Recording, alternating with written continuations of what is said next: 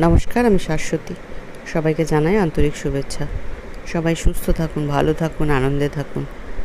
এই ছবিগুলো রিসেন্ট ছবি নয়, বেশ কয়েক বছর আগের ছবি। অ্যাকচুয়ালি তখন আমার ইউটিউব ছিল না।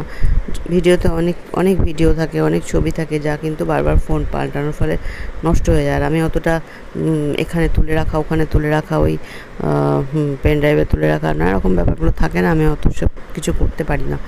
তার ফলে আমার অনেক ছবি নষ্ট হয়ে গেছে। আমার বাবার কত ছবি ছিল, কত মানে বাবা হাঁটছে, চলছে, খাচ্ছে, ওষুধ খাচ্ছে, সব রকমের ভিডিও আমি করে রাখতাম। কিন্তু সেগুলোও যে কোথায় হারিয়ে গেল জানি না, সেগুলো অমূল্য সম্পদ। তো ভাবলাম যে বেশ কিছু ছবি আছে, এগুলোকে যদি একটু ইউটিউবে ধরে রাখা যায় তো হয়তো থাকবে। আমার ইউটিউব চ্যানেল, অনেকের ইউটিউব চ্যানেল হ্যাক হয়ে যায়, অনেক কিছু শুনি, কিন্তু আমার তো চ্যানেল সেরকম কিছু নয়, সুতরাং আমার হ্যাক হওয়ার কোনো সম্ভাবনা আছে বলে তো মনে হয় না। তাহলে এখানে থাকলে ফটোগুলো আমার থেকে যাবে। তো সেই কারণেই কিছু ফটোকে এখানে রেখে দিলাম, যাতে আমি ভবিষ্যতে দেখতে পাই। জীবনটা আমাদের কি বলবো, মানে এই যে এত সুন্দর সুন্দর ছবি, অথচ একটা সময় গিয়ে সেই চেহারাটাই কেমন হয়ে যায়। আমি আমার শাশুড়ি মায়ের ছবিগুলো দেখছিলাম যে কীরকম ছিলেন আর কীরকম হয়ে গেছেন এখন। আর চোখের সামনে একটা মানুষকে তিলে তিলে মানে আমার ওপরে আর কি, আমার মা বাবা, আমার শ্বশুর শাশুড়ি এবং আমার এক খুড়শ্বশুর, তিনি বিয়ে করেননি, এরা সবাই মানে আমাদের মাথার উপরে ছিলেন। তার মধ্যে আমার মা বাবা চলে গেছে, আমার শ্বশুরমশাই, আমার খুড়শ্বশুরমশাই সবাই চলে গেছেন। এক এক করে কত কত মানুষ চলে যাচ্ছে। এখন শাশুড়িও অনেকটাই অসুস্থ। মানুষ কতদিন আছে, কতদিন থাকবে, কতদিন তার আয়ু তা তো জানি না, কিন্তু অসুস্থ হয়ে পড়েছেন। এতদিন যেমন সুস্থ ছিলেন, কিন্তু এখন একটু অসুস্থই হয়ে পড়েছেন। তাকে নিয়ে আমাদের সবসময় আর কি নানা রকম, এক একটা সময় এক এক রকম সমস্যা যাচ্ছে, সেগুলো নিয়ে ব্যস্ত থাকতে হচ্ছে। তো সেই দেখছিলাম মায়ের আগের ছবিগুলো, মানে আমার শাশুড়ি মায়ের আগের ছবি দেখছিলাম, আর এখনকার চেহারা দেখছিলাম, তখনকার কথাবার্তা আর এখনকার কথাবার্তা, এগুলো দেখে না মানে মনটা কেমন একটা যেন হয়ে যায়। চোখের উপরে এতগুলো মানুষের চলে যাওয়া দেখা তো ভালো লাগে না। মানে এখান থেকে বোঝা যায় যে আজকে আমরা কি বলবো, মানে আজকে আমি শাশ্বতী বাসু, কিন্তু আজকে যদি আমার ভেতরে প্রাণা না থাকে, আমি হয়ে গেলাম একটা বডি, তখন আমার নাম আর কেউ নেবে না। তখন মানে মানে কেমন যেন একটা অদ্ভুত লাগে, এগুলো বলতে ভালো লাগছে না এখানে, কেমন যেন অদ্ভুত লাগে।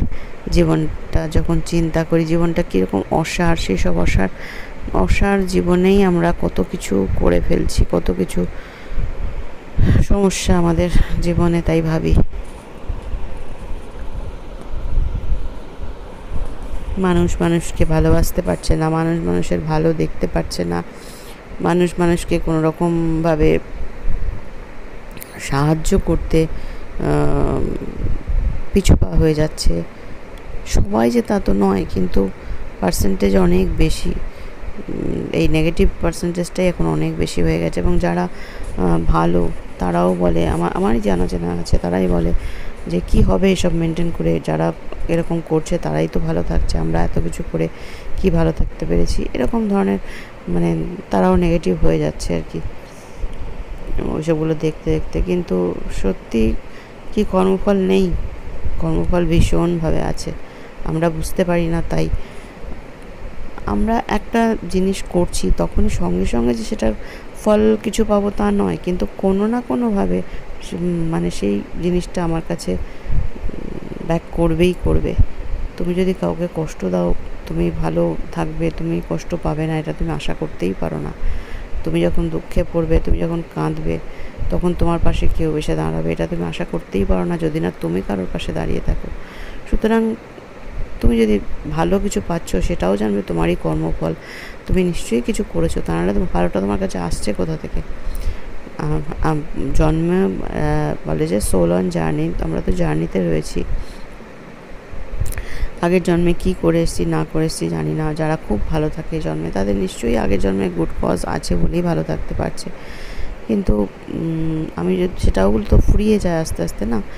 তো আমি যদি এই জন্মে সেইটাকে মেনটেন না করি তাহলে আমি ভালো থাকার আশা করতেই পারি না।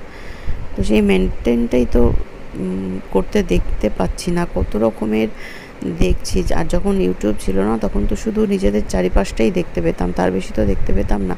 কিন্তু এখন ইউটিউব থাকাতে এত দেখছি, ভালোও যেমন দেখছি আবার মন্দও দেখছি।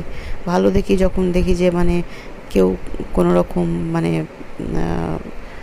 প্রতিকূল পরিস্থিতিতে পড়েও কীভাবে সুন্দরভাবে জীবনটাকে এগিয়ে নিয়ে যাচ্ছে।